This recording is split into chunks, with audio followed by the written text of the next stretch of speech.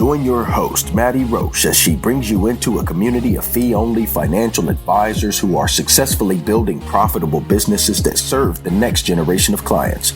Learn from innovative advisors whose unique stories will inspire you to dream big and take action on your goals. Are you ready to live your best life and help your clients live theirs? Then you're in the right place. Hello, and welcome to XYPN Radio. I'm Maddie Roche, your host, and this is episode 326.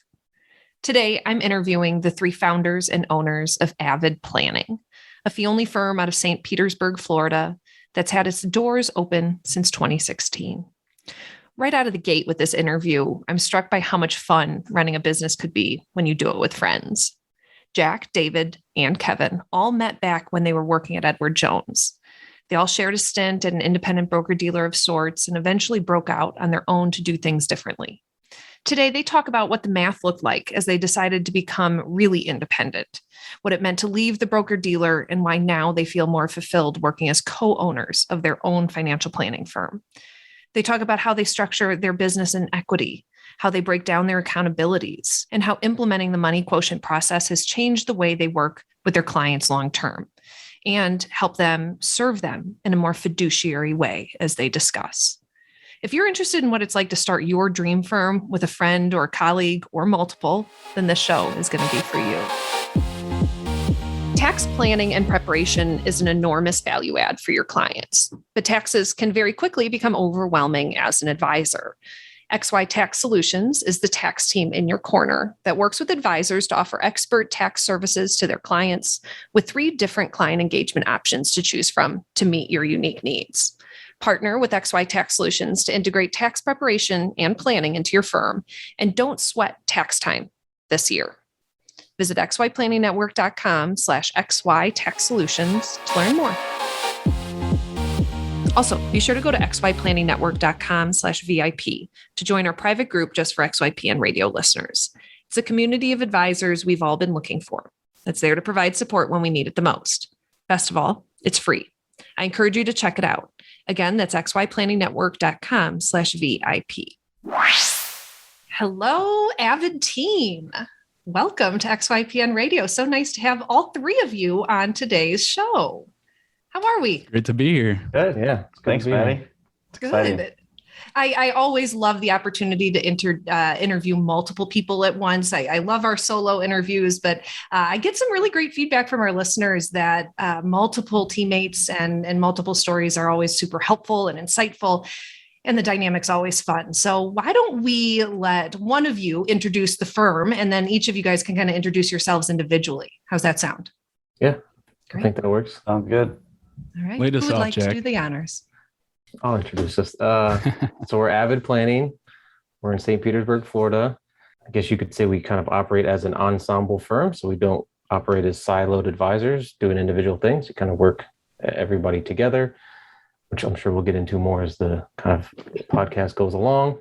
We've been an independent RIA since 2016. We are operating at an independent broker-dealer in 2012-ish or so before that. And we've been friends and known each other and kind of been in the same business since kind of 07 to 09 time frame. So known each other for quite a long time. Can't wait to dive into the story. I also just love kind of the fun aspect of this, that you guys can do business with your friends and actually have a good time as you build something that you can have in perpetuity. So let's do a little background on each of you. David, why don't you start us off, kind of who you are and what your background was, and we'll go Kevin and then Jack. Sure. David Harpel, born and raised Akron, Ohio. Moved here in Florida in 2007 as I was getting back into finance. My degree in college was finance. Spent a couple of years at Ameriprise. Hated it. Got out of the business. Got back in with a firm, I'm sure you know, Edward Jones, and have been in St. Pete ever since then. Married.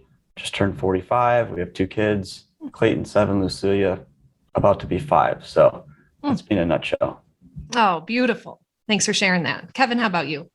Yes, I'm Kevin Stevens. So I am originally from Toledo, Ohio, and grew up there. Made a pit stop in Knoxville, Tennessee for 14 years, and the University of Tennessee as well. Go Vols. And yes. And then moved to St. Pete in 2009. I had an opportunity that I joined Edward Jones in Knoxville and then had the opportunity to move to St. Pete with Jones. So I took the advantage of that and stayed with Jones. In 2011, I went to Merrill Lynch for a couple of years and then made my way to AVID in November 2014, October 2014. So been here ever since, and it's a much better life at AVID. Yeah, I imagine that. And that's pretty cool. Each of you got pulled down to Florida. I don't know what we're all doing here in Montana, but we must have missed that boat. Yeah, we have missed it. There's a pipeline from Ohio straight down. I know. Smart move. Smart move. Yes. Jack, how about you? Jack Arnold. I'm from Florida, so I don't know anything about the snow or anything of the sort, which is nice. Been in St. Pete for a very long time. Kind of pretty much grew up here. As far as professional life, I started at T. Rowe Price in 2003. I really liked working there, but that's more of it's not really an advisor relationship that you have with people. I mean, you're definitely talking to people. I learned a ton there. It was a great first stop, but then left from there. Wanted to kind of be an advisor, I guess you would say. Went to Ed Jones. This is kind of obviously a common theme, and that's kind of where we all met. So that was in 07. Was there from 07 to like the end of 10 or so, and then went to independent LPL after that. So pretty much, so at this point, which is crazy to say, been kind of advising clients face to face since 07, which is a really long time. Doesn't seem like it's been that long, but it's been a while. Fabulous experience. And I'll speak up for your wives. Both of you guys are married. Don't forget about them. Yes. Yeah. There you go. There you go. Always give a shout out to those partners that keep us afloat. Thanks, Dave. So how did AVID come about? It's so interesting. So many stories are, I've wanted to serve different people and do it differently. And folks break out on their own, but you all kind of broke out together, it sounds like. And I'm interested in that. Who wants to tell that story? I mean, I can give you a little overview. I think we all met at Jones. So we were brought up kind of in the same mold with some fashion and training. And as our tenure kind of progressed there, we all felt as though we were missing a component of really, one, having our own business, but two, crafting the way we work with clients. I would say from a sales standpoint, it became very production oriented. And I think at the end of the day, none of us felt great about constantly being pushed to sell things. So that's really where the conversation started. And I think we all put about 5 years, 3 to 5 years in there. Jack was the first to leave, kind of was in my ear about it. And, once you kind of start the train going, so to speak, and what's on the other side of the coin, it's hard to stop. So I ended up leaving after 5 years. Kev mentioned he jumped out, went to Merrill for a little bit. We were in his ear, like, let's just all pull this thing together. And that really was the idea behind AVID, forming our own business and really being able to craft the way that we work with clients and who we serve and having our own, business name out there, not working so hard for somebody else technically. It must have been a huge loss to Edward Jones and the other organizations you were part of to lose you three. And do they try to prevent this at all? I mean, is there conversation around like you're not allowed to talk about other business activities or things like that? Any rules? Well, I mean, I guess I would say it was a huge loss for them. I don't know what they would say about us. As far as, yeah, I mean, there's definitely an element of, there's a lot of talk while you're there about how horrible it is really anywhere else, much less doing it on your own. There's a lot of talk of that. And then certainly there's a lot of talk, like if you leave, how hard it's going to be. And yeah, I mean, you're all kind of, you're all captive to the same system. Nobody really knows, even the people that are telling you that it's not great outside of that, they've never even been there. So it's just kind of the blind leading the blind as far as what it's going to be. And that's not to say none of us internalize that. I mean, definitely, it's not like I was saying, you guys are totally wrong. And I was just like this maverick. It was more like, yeah, I believed that was the case. That if I left this place, that I would be just going downhill, no doubt about it. This is the peak. And it was not, obviously. Were they trying to attract you and keep you long term? Were the salaries super competitive? I mean, was it tough to pull away from? No, I would say at a place like that, you're kind of a commodity. they're just running through you as fast as you can. And if they burn you out, and well, it is what it is. We'll get somebody else in here because they're always bringing in new people. And it's, if we burn you out after 5 years, then we burn you out after 5 years. If it takes 5 advisors to get this one office going, then so be it. That's what it will take. And you'll just be one of the 5, I guess. There's no real, they're not very interested in retention, I wouldn't say in particular. Interesting. So you all transitioned over to an independent broker dealer. What was that like? I would say my first, me going into it I was probably just kind of scared. There was nobody over there to really go to. So I was kind of scared of doing it. But I think as we kind of talk some more, I think a common theme again will be things that we were afraid of, just were not things to be afraid of in hindsight. So I think I was kind of afraid of it when I first did it. But then once I did it, it was like, I should have done this a long time ago. Other thoughts on that? Go ahead, Dave. I was just gonna say, I think the biggest thing that came away from that first step, like Jack said, in hindsight, I wish I wouldn't did it sooner. Was you just immediately you were on your own, which is good and bad. I think the positive to that was there was no pressure, there was no requirement to do something specific.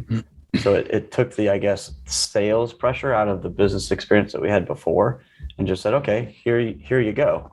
And that was pretty liberating to finally get to that point to say, all right, this truly is my business, our business, not someone else's. And I think was a great first step.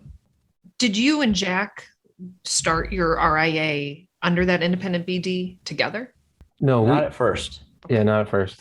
Dave came a little bit after that. Dave and I talked about we should kind of join up and work together.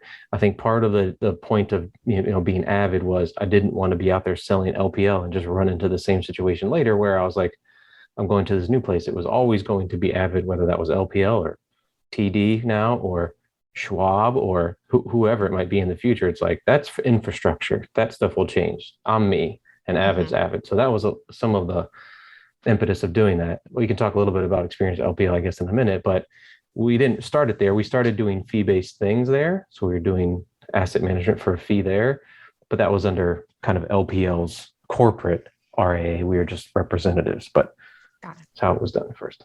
Got it. Kevin, where did you come into the picture? Yeah, I came over, I took a little short stay at Merrill. So when I was at Jones, I had, I was being recruited by a couple of firms, went and looked at those opportunities and ended up going that route. I had discussions with David and Jack prior to that about, future possibilities and all of that. But at that point, Merrill was offering a really, it was a nice compensation package.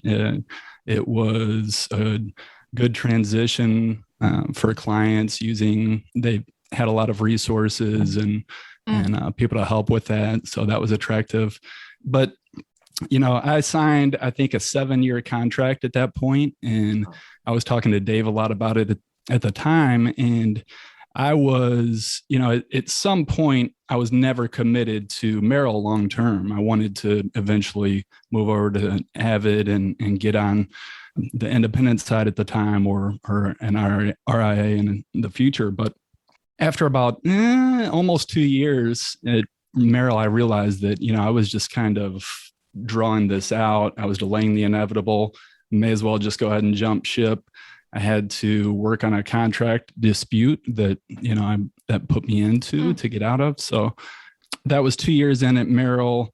I just, it's the same experience. It was the same type of atmosphere and environment as far as just pushing with commissions and sales and try and gather assets at all costs and that sort of thing. And it wasn't really building a business that I wanted to build and doing things the way that I thought, should be done. So that was, we were all good buddies and I had been in communication with them. And so at about the 2-year mark, we looked at going ahead and doing that. So I jumped ship. At the time, we were not RIA. We were just, independent. But so it was, when I made that move, it was very daunting. It was, It was the second time I was asking clients to move in 2.5 years, basically. And, that's a lot. So the people that did move, that showed a great commitment, and that showed a commitment to me and not to Merrill or not to Ed Jones. And, that's the beautiful thing about this business too. It's about relationships. Like Jack said, we didn't want to be selling LPL. We didn't want to be selling whatever company that is. And it's just better to do it on our own. Totally. And I'd love to hear about how you transition clients. But before we get there, what was the experience at LPL like?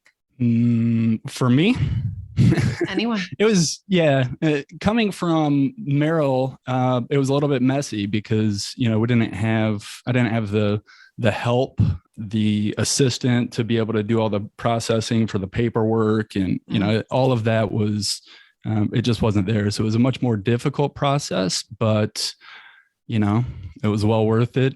Difficult things often lead to happiness. And that was certainly the case. Well, I appreciate all of your drive to do things differently as opposed to just like make more money or do things, you really were driven by a sense of this would complete me in terms of how I want to work and who I'd want to work with. And that's what you all chased. David, what was your experience working at the independent BD? I mean, I think it was, in hindsight, it was actually a really good experience. I didn't have anything to compare it to other than Ed Jones. So just being on your own, the downside was you were on your own. Nobody really cared, but that gave you the flexibility to do the things you want. We had started really towards the end of Ed Jones. They relatively new to the program were managed accounts, fee-based. So we were going in that trajectory anyway. And then we went independent. It was pretty much 100% fee only. We didn't sell many products at all, still did some life insurance. So it worked well. Then we got to the point where we wanted to really do nothing but fee only. And I think that's where the little rockiness came in with LPL, because we were still tied to the Series 7s. We still had those license, which comes out of compliance, and we just couldn't market and do the things that we wanted to. And I think ultimately that's what led us to say, there's got to be something better, and did some research and found out this RIA component existed and, what it could help us with. At the time, LPL was going through some massive changes. So their customer service was, kind of dropping the ball. And we experienced that as well. So we had some moving forces to compel us to the RIA and to leave LPL. But while there, I would say it was a great stepping stone to where we're at today. Totally. I see that in advisors, that those that are coming from the independent BD channels come with such great experience, a lot of fear around compliance and marketing and things like that. But what better experience than to be able to do it under the umbrella of something like a broker dealer at first. But independent BD is a misnomer, isn't it? I mean, yeah, it is a little bit of a misnomer. I think there's like, you're not their employee, I think is about the only thing that's independent about it is, you're not their employee. Outside of that, you work within their systems and you work on their agenda. And if you want to, like, let's say, this is like something you would run into. Oh, we wanted to do more written financial plans for people. They want you to do it a particular way. So even if you're just doing fee only and whatever, if you wanted to charge to do an upfront plan, like they had particular ways that they wanted that you had to do it, and you really didn't have a lot of flexibility. And you pay for that stuff. I mean, it's not inexpensive what you're paying for. And as as time would go on, we would realize, like, man, we're paying a lot of money and we're not getting much of anything for this, short of, they give you the platform to do things that we weren't doing. They'll give you can sell non-traded REITs, and they'll give you all these brokerage products that you can sell, but we weren't doing any of that.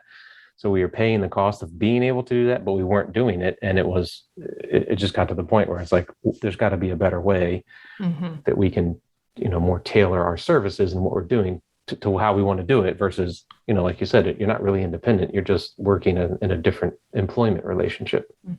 That cost comparison, I know folks really think about, and it's really hard to do, quite frankly, and be able to really know what you are paying the broker dealer for and how much you would be able to recoup if you went out on your own. I mean, how much time did you spend on that calculation, David? A lot. Talk I mean, about a lot. I think that was some of the biggest fear we had, because even going independent, we were able, if I remember, I think at Ed Jones, we kept, let's say, 40% of any type of production or revenue that you generated. At LPL, I think it probably was about 80, which was a big attraction to even leave in the first place. And then once we realized what that 20% cost of being associated with LPL didn't provide, we thought it provided one thing. And then as we really started to dive into the line items and really looking at the details of it, we realized that, man, we're not getting much for 20% of revenue, which we're not a huge firm. I'm sure we'll talk about this, but we weren't a huge firm at the time either. But 20% was a lot of money. So then you compare that to RIA, where you can charge what really kind of, I don't hate to say sky's the limit. You could charge what you want.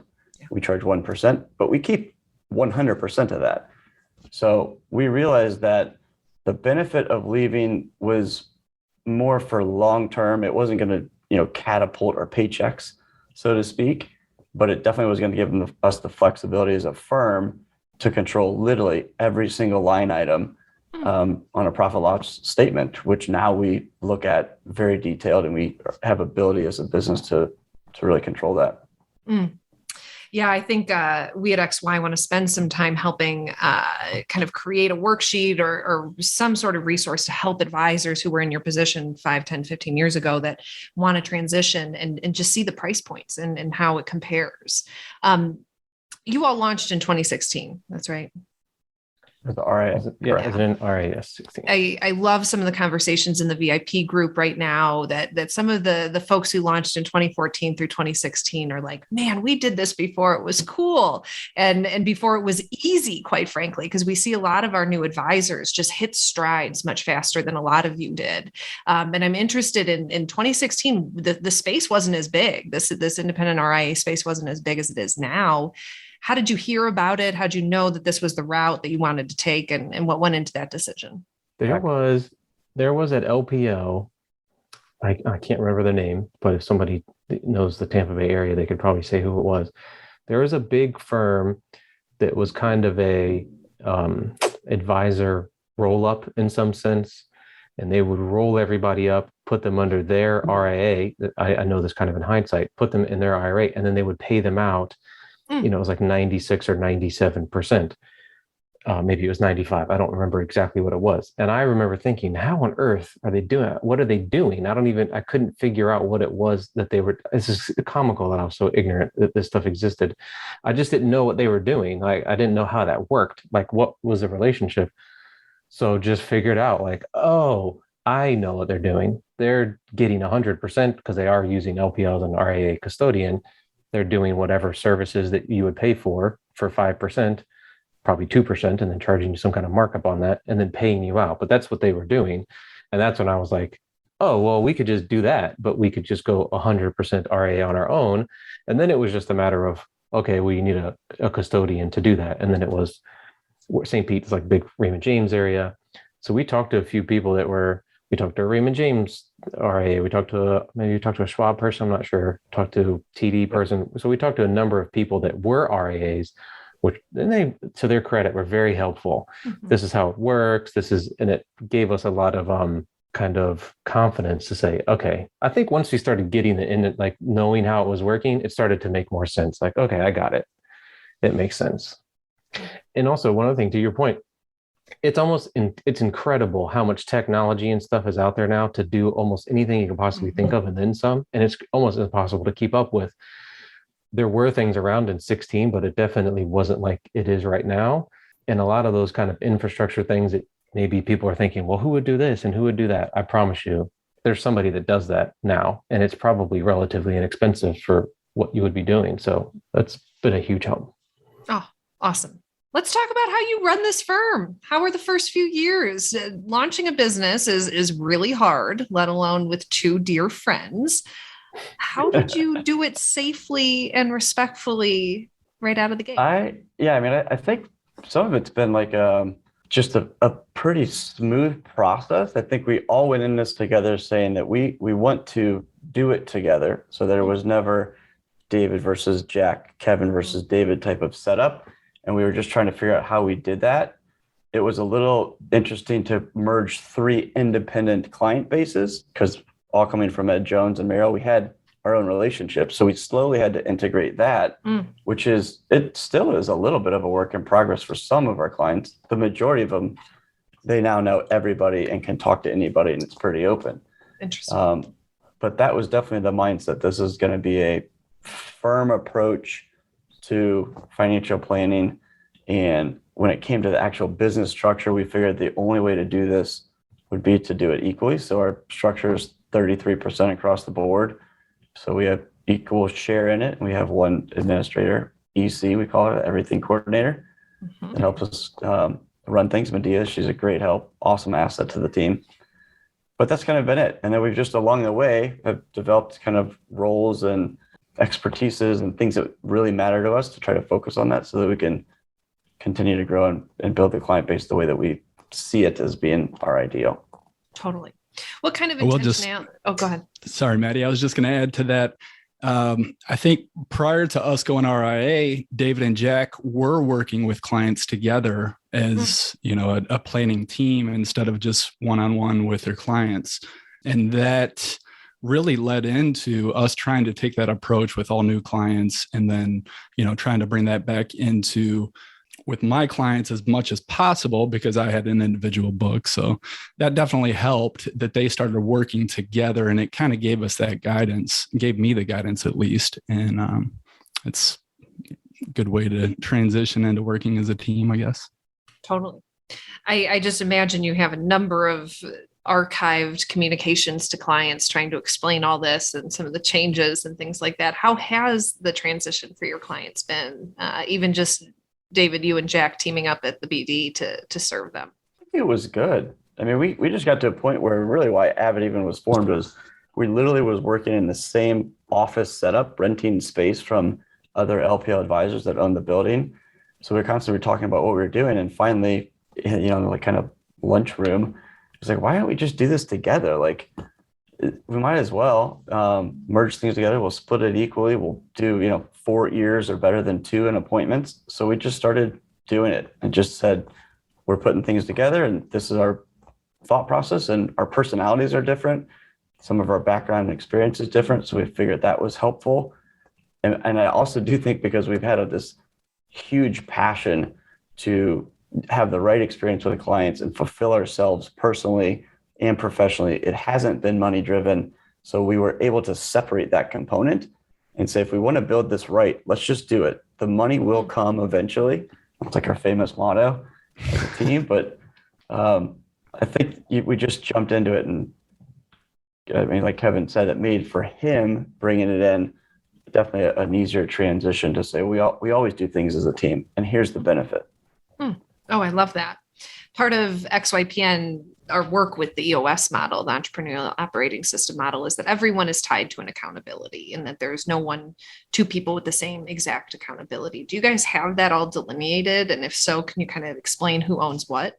Step in on that. Yeah, we are. I would say just as far as like the workings of one, it's always a work in progress. I don't think that's ever going to change. Things are just the business changes. Opportunities change, things you can do change, you do something and you realize it doesn't work, or you do something and realize it's great and you want to do more of it. Like, it's just, I don't think that will ever change. There will always be changes in the business and how you're doing things. But it's also a matter of, and I'm definitely guilty of thinking like, I should just know this stuff. But running a business is a skill, a different skill than being an advisor. It's different. So you have to learn how to delegate properly and how to structure the business and roles, and if you're going to use something like EOS, like these are all things you have to learn, which are completely separate of being an advisor. It's a totally different skill. And I would, if somebody's listening to this thinking, I would say it is a skill to develop and it will take time, and to not beat yourself up about it. You're not going to be a great business owner the day that you start being an independent RA. It's going to take some time. So we've gotten way better. We probably have a long way to go. We've gotten much better at delineating roles as to who does what and who's responsible for what. We're getting better at putting people in places where they can play to their strengths and not, that not everybody needs to work on everything and be great at everything. But like I said, I think that will continue permanently. I think we'll always be getting better at something and running the business better. And if you did this in 5 years, I think we would be doing things different than we are now. So David, who owns what? Well, I'd say right now, what we have been working on and then moving forward, Jack and I are essentially the lead planners. The two of us would be in every client-facing appointment. Wow. At some point, one of us, either depending on how the relationship became about, let's say I was referred yesterday by a close friend, so I would essentially be the lead planner. Jack would be the co-planner to that relationship as we get them through our process and move forward. Kevin's role has really turned into, I guess, the operations of the firm. So how things run, how our processes are repeatable, how we keep things, store things, stay in contact with clients, all of the inner workings of that has really been not only taken on by Kevin, but built out by Kevin, which we used to just rely on other CRMs and other things. And I think, again, maybe we want to be completely on our own and just said, let's just build this thing the way we want to. So Kevin, over the last 2 years, literally has built the technology side and operations from the ground up. So today, that's where we do. And I mentioned Medea, our everything coordinator. She helps with the, I guess, tactical things to the business, opening accounts and talking to TD Ameritrade, our custodian, and following up on appointments and things of that nature. Great. I'm interested in what the clients get working with you. What's your elevator speech? And then what could a client expect to experience if they engaged AVID? I would say we are big on the qualitative side of planning. So what I would say, maybe we talked about this the other day, but we were joking that we use Money Quotient. If anybody knows money, we can talk about that. But Amy, who kind of runs Money Quotient, said the other day, she says people call these things soft skills, but they're not soft skills. These are the hardest things. It's like, how do you deal with money and what are you really trying to accomplish? And the quantitative things, the investment allocation, the tax planning, like those things are great. Those are super valuable. But that's maybe 20% of it. The other 80% is how do those things relate to what you are trying to accomplish with your life? And how can we tailor those things to match that instead of making a great quantitative plan and then jamming your life into that because that's the most efficient quantitative way to do it. It's like, let's figure out the stuff that really means something to you and let's let the money match that instead of the other way around. So we're like, just like evangelists, like this is the way to do it. Like, I always say, when I got to be an advisor, I thought this is what I was going to be doing, is talking to people about their money and what's really important to them and what they want to accomplish. And when you first start out, that's just a waste of time. You're there to sell stuff. Whereas now it's, no, that's what's the most important thing. I got a million techniques. Don't worry about that. I got all the taxes you can think of. I can do that. But let's first, I don't know who you are. If you want me to do what's in your best interest, well, you got to tell me what's in your best interest, and then I can do that. But I can't just assume that your best interest is a 60-40 stock bond portfolio rebalance like that. Maybe Totally. There's lots of other things that are important too. So Totally. In terms of kind of client cadence, what's the meeting structure experience like? As Jack mentioned, we rely on, or we have Money Quotient. They have a true wealth process, 5 meetings that we've adopted full-heartedly at 2.5 years now. So every new client goes through these first 5 meetings, which is really a combination of getting to know you, your core values, building up to this ideal vision of your life, covering, transitions and concerns and all these goals and kind of prioritizing them. That's really the first part of the process. And then, and we do that in a 5 or 6 week process. And then the rest of that first year is really taking those big picture items, whittling them down into what steps do I need to do to actually start making progress to whatever this goal or aspiration is? How do we help you build net worth, reduce debt, alleviate anxiety, make your dreams come true, so to speak, but financially, so that we do it in a system that you drive that, Maddie, not us. We just give you the steps and tools to do it, and we coach you along the way and make sure that happens. Because I think that's one of the biggest complaints with people in financial plans is, I give you this great deliverable and then nobody does anything with it. Totally. And we believe that nobody does anything with it because they didn't spend the time thinking about, why am I even doing this? Totally. So I love that connection to the fiduciary responsibility that you all have to your clients, that you have to actually know them before you give them a plan. And that makes so much sense, that the more you know about your clients, you really can say that this is in the best interest of you. And I'm hard pressed to think about how to do that without really getting to know them. So kudos to you. Money Quotient is, we hear a lot about George Kinder's life planning, but I love this Money Quotient component of your business. How have your clients responded to this? I'll speak to that. Man, they've loved it. First of all, Money Quotient provided us with, a framework to work with people. We were trying to write these financial plans and do all of these things and accomplish and help track. But Money Quotient had this process already laid out. So that gave us the ability to walk through in, like Dave said, 5 meetings with a client before we actually take action with a client, and before we're implementing a lot of things. We are meeting with them, asking all kinds of interesting questions.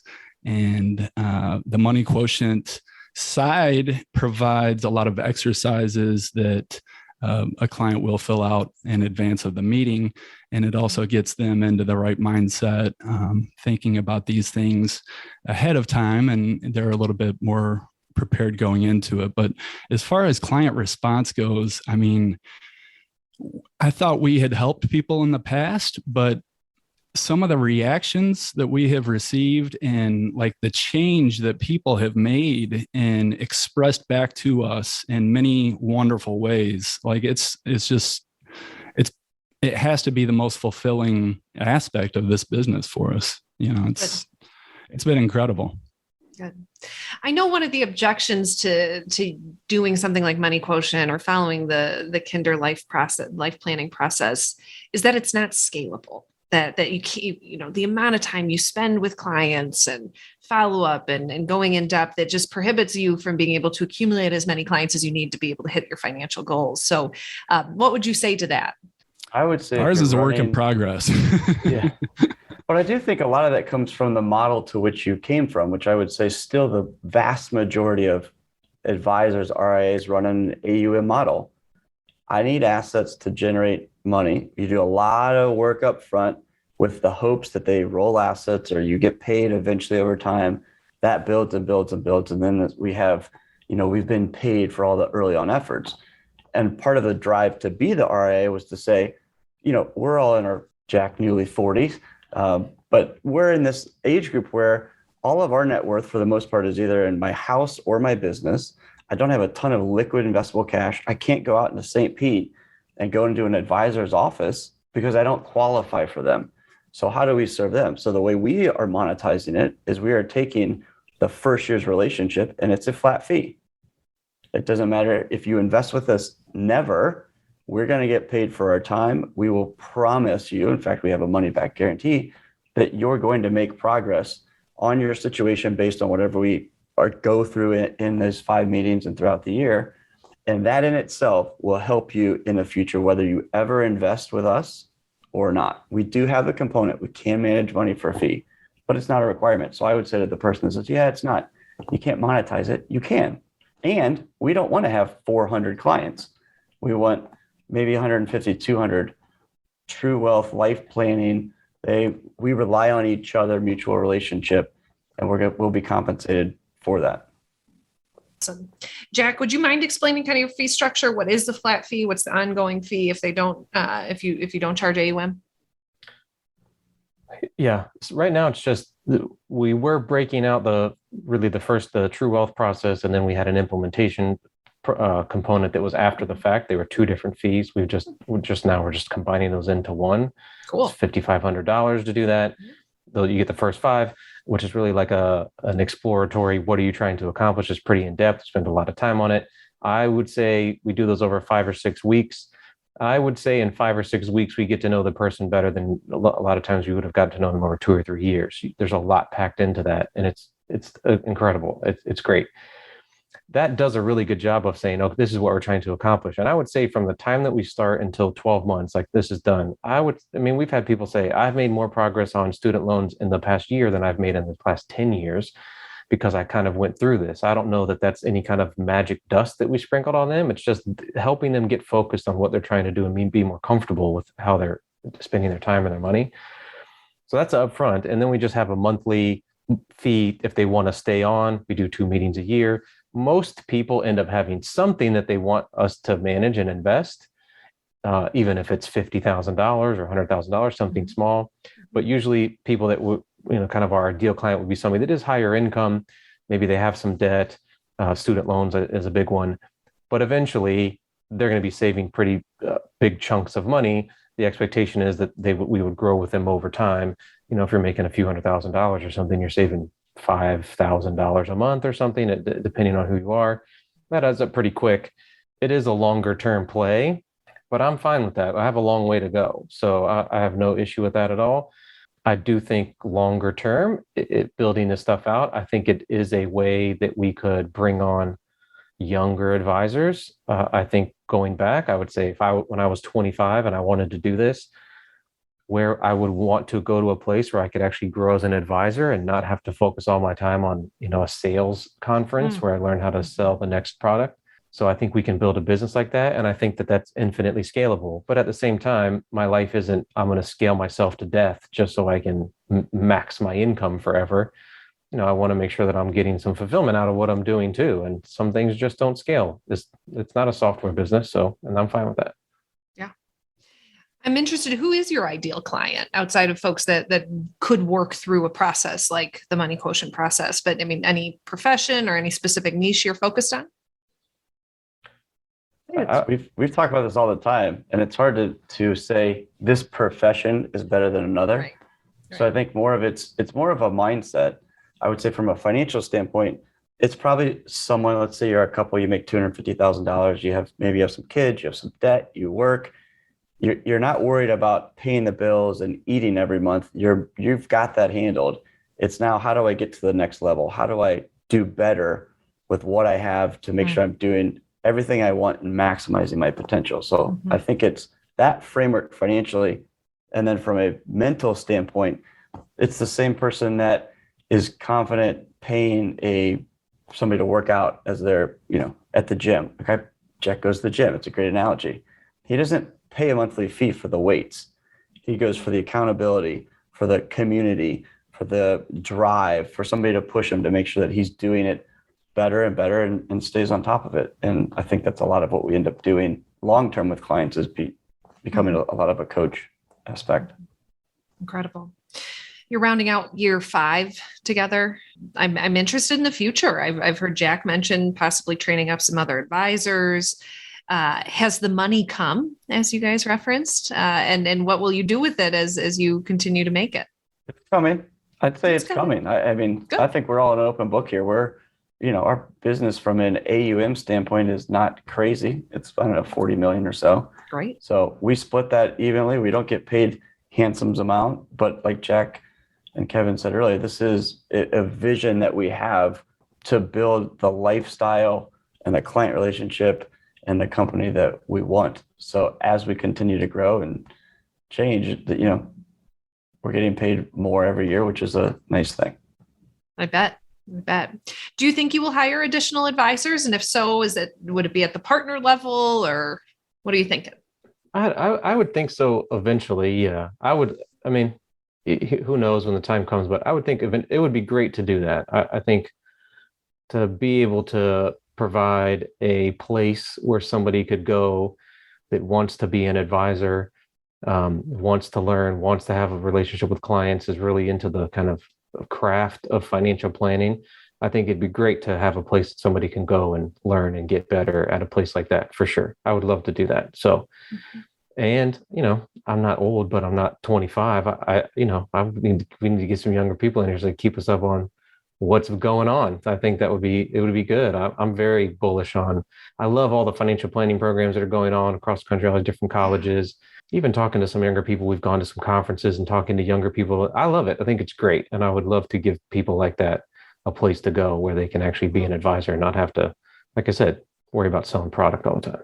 I love this shift I see in so many advisors after year 4 or 5. They really want to start giving back, whether they want to host webinars for XY or speak at the conference, or they want to start training up younger advisors and bringing them into their firms. And it's a really hard point for advisors to get to realize like, how are we going to continue to do this without training some new talent?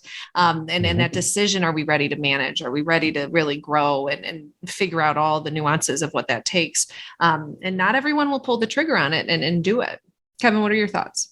I was just going to add that, we also, Dave mentioned Medea in our office earlier, and she's an everything coordinator for us now, but she's also in her spare time taking classes at Kansas State in the financial planning program, and she is aspiring to become a planner as well. So we've got a little internal growth there.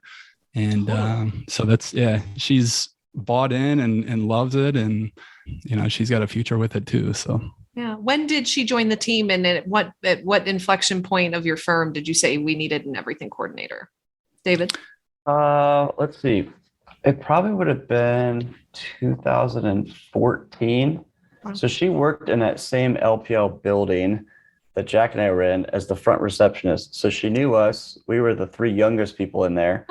So she would inadvertently meet our clients and schedule appointments and get bored and say, hey, how can I help, type of thing.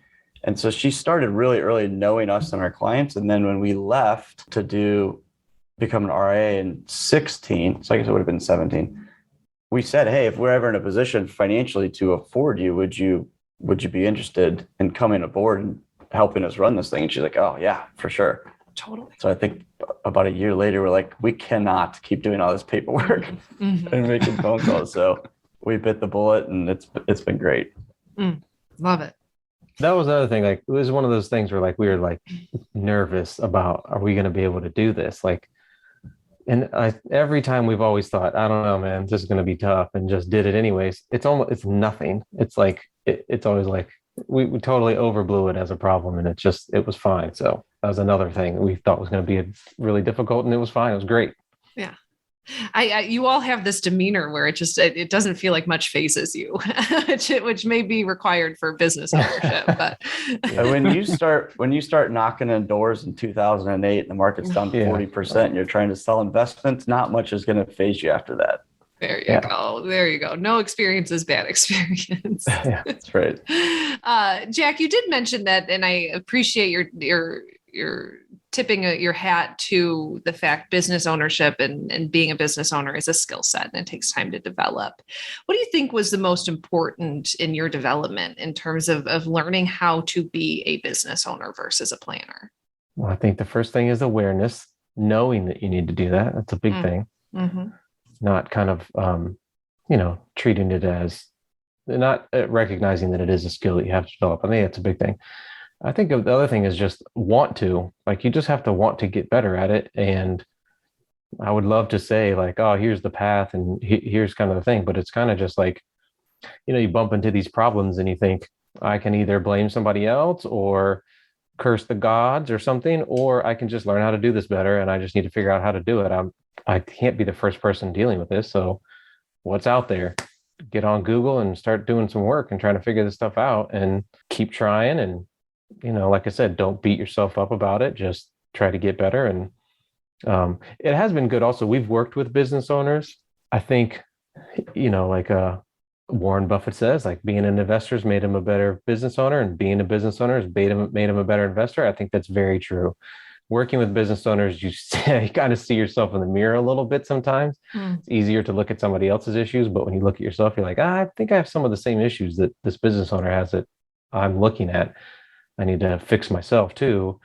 That's been a huge help. So dealing with business owners has made me better business owners too, for sure.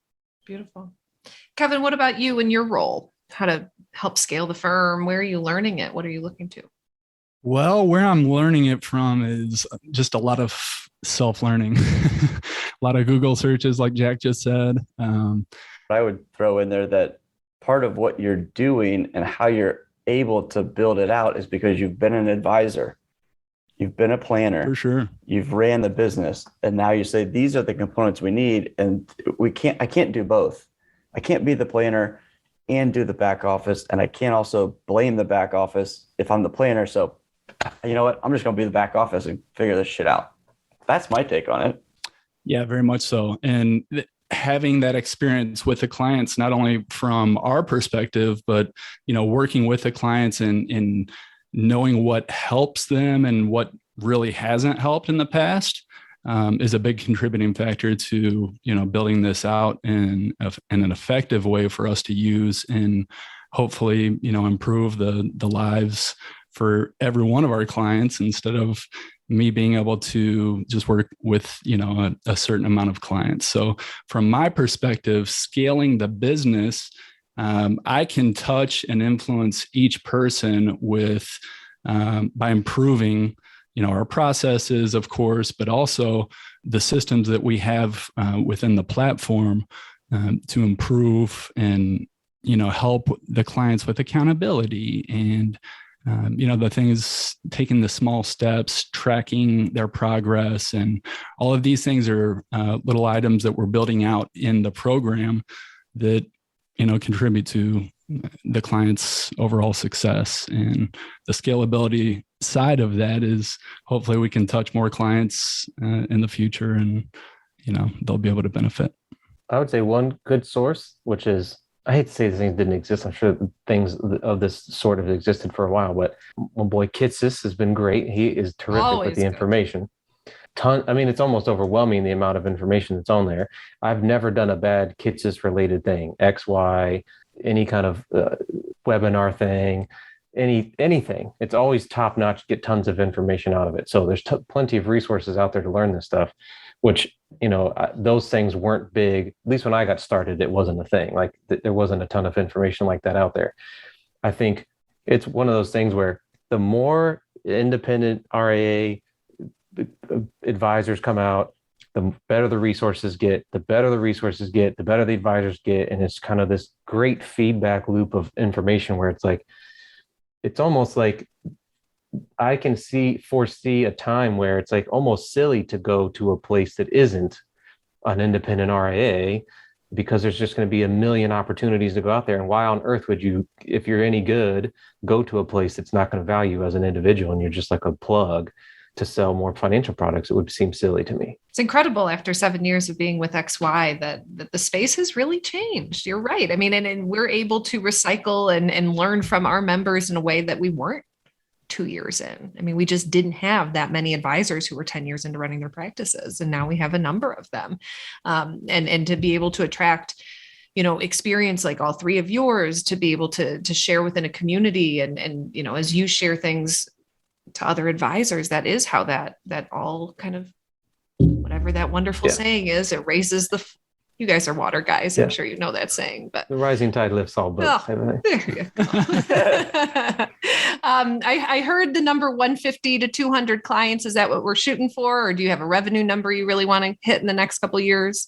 I think if we get to kind of our ideal type of clients, I think that would probably be about the cap is on that 200 end. I think, there's always some turnover. So there's always, room that opens up, but I think that would probably be about the upper end of how many people we could actually serve.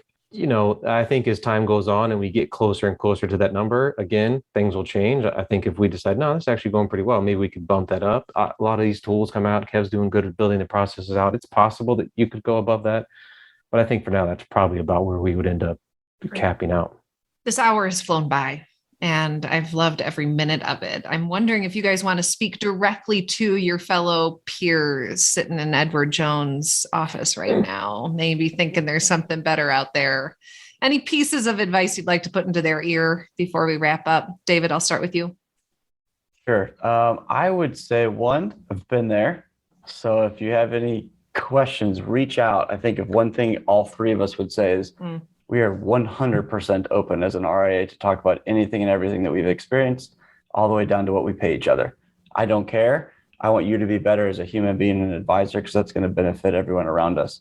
So if I could give one piece of advice, would be, if you're contemplating this, take an initiative and reach out to somebody, because more than likely you'll eventually, this is like the faucet that drips, and the next thing you know, you have a hole in the pipe.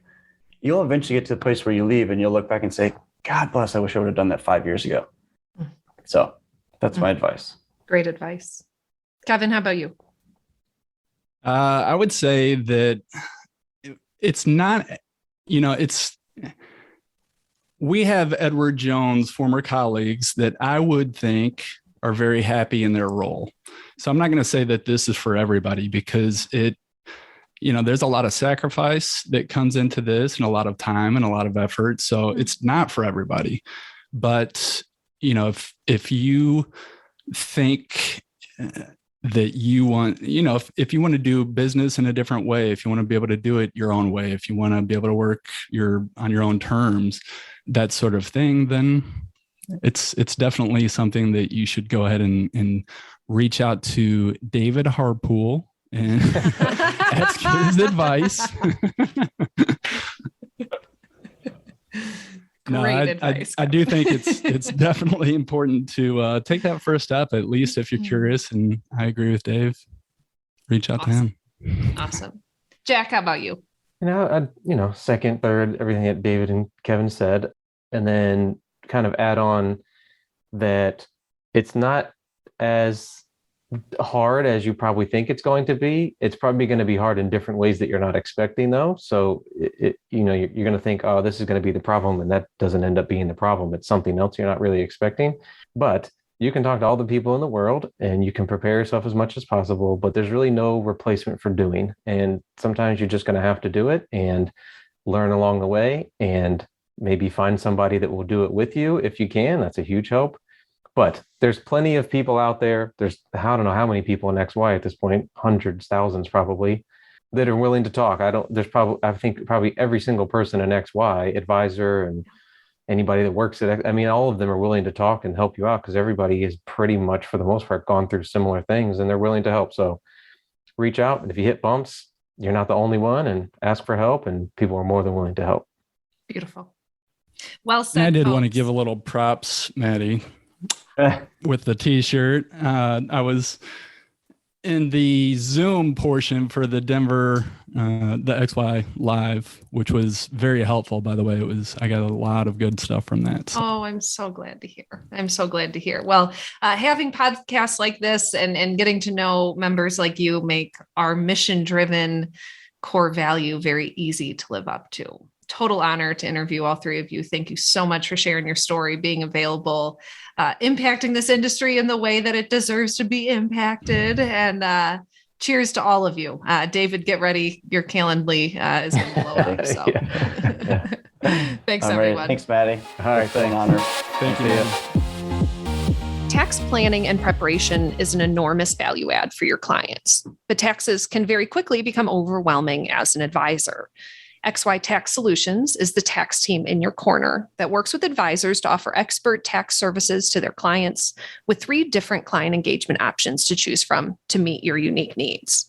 Partner with XY Tax Solutions to integrate tax preparation and planning into your firm, and don't sweat tax time this year. Visit xyplanningnetwork.com/XY Tax Solutions to learn more.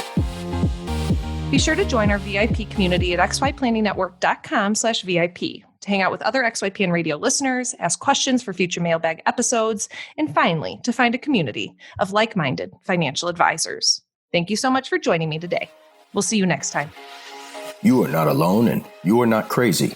It's scary starting, building, and growing your own financial planning firm, and that's why we put together a free private community just for you, the Cutting Edge Financial Planner.